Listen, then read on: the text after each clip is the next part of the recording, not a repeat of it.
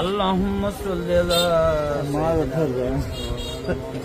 اللهم صل على محمد وعلى آل محمد كما صليت على إبراهيم وعلى آل إبراهيم اللهم بارك لنا আস্তাগফিরুল্লাহ আস্তাগফিরুল্লাহ। আল্লাহ তুমি আমার এই আস্তাগফিরুল্লাহ 1000 কোটি বছর বাঁচার তৌফিক দান করো। হে মহান আল্লাহ পাক রব্বুল আলামিন, দুনিয়াতে আল্লাহ তোমার অলৌকিক মৃত্যুগুলা ওই জান্নাতবাসীর জন্য হয়ে থাকে। আল্লাহ আমি সহ্য করতে পারি না। আমি যখন মৃত্যুর সংবাদ শুনছি আমার জীবন থেকে একটা ভিক্ষার ঝুলি হারাই গেল। আল্লাহ তুমি ওখানে জান্নাতের আল্লাহ আমার তোমার কাছে বলার কিছু না।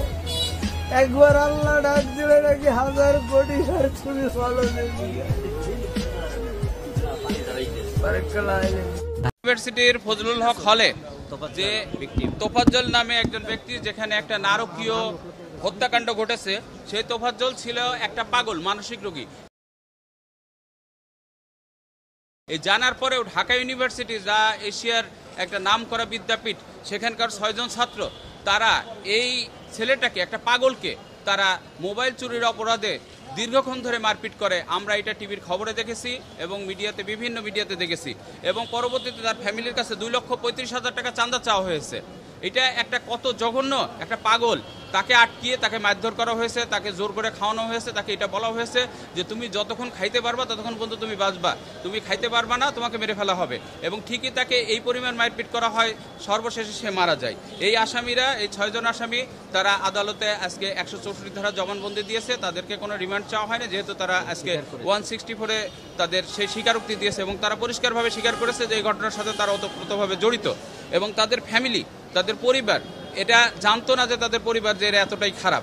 এরা ঢাকা ভার্সিটিতে এই বিশ্ববিদ্যালয়ে পড়ে তারা যে এই নারকীয় একটা হত্যাকাণ্ড ঘটাইলো, এটা মধ্যযুগীয় বর্বরতাকে হার মানায়। এবং রিসেন্ট কয়েকদিন আগেই দেখা গেছে যে আমরা একটা ঘটনা ঘটেছে এবং সেই ঘটনার কারণে আমাদের গত প্রধানমন্ত্রী, প্রাক্তন প্রধানমন্ত্রী দেশ ছেড়ে পালিয়ে যেতে বাধ্য হয়েছেন। ঠিক একই টাইপের ঘটনা এখনো পর্যন্ত আমাদের দেশে হচ্ছে। কিভাবে হচ্ছে আর কেন ছাত্ররা এই জাতীয় ঘটনা ঘটাচ্ছে আমরা এটা বুঝতে পারছি না। এটা কি কোনো উচ্চ শক্তির কোনো মদত দেওয়া হচ্ছে দেশের ভিতরে বিশৃঙ্খলা সৃষ্টি করার জন্য, সেটাও আমরা বুঝতে পারছি না।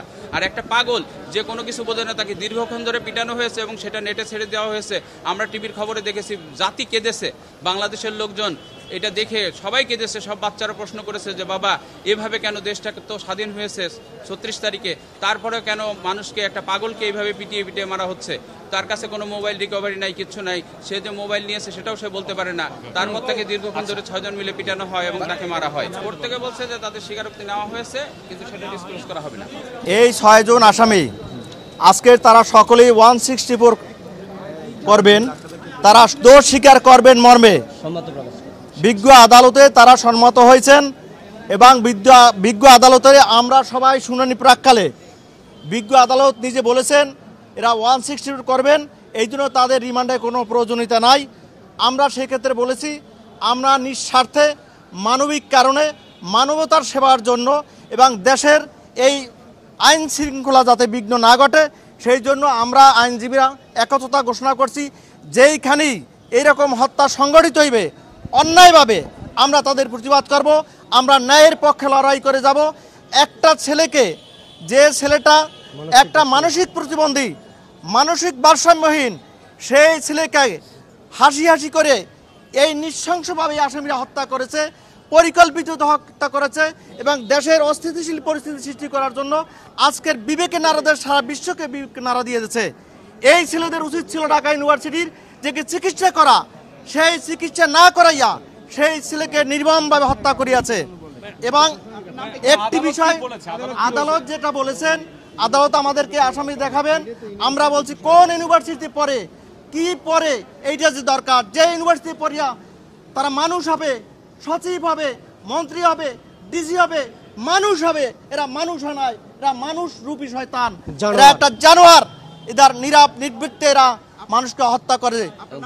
হারুন রশিদ খান, আমি বলতে চাই আজকের এখানে সেনাবাহিনীর লোক আছে, আমাদের মাননীয় উপদেষ্টা মহোদয় আছেন, যিনি আইন উপদেষ্টা, প্রধান উপদেষ্টা এবং মহামান্য প্রধান বিচারপতির কাছে আমরা অনুরোধ জানাবো এইটা অচিরেই একটা দ্রুত আইনে বিচার করা হোক এবং তাদেরকে, আসামিদেরকে দৃষ্টান্তমূলক শাস্তি দেওয়া হোক, যাতে করে বাংলাদেশে এইরকম কোনো ঘটনা আর না ঘটে।